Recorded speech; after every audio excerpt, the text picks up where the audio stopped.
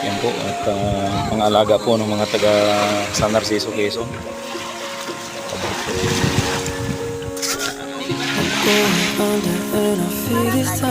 Agila nga ito.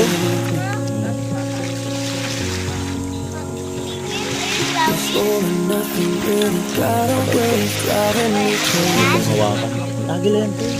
Pero pala po yun yan. Pala po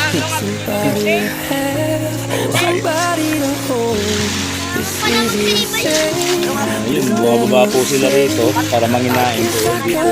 Hindi po sila hinuhuli ng mga tao. Alaga na po nila. Pwede nyo po siya i-touch.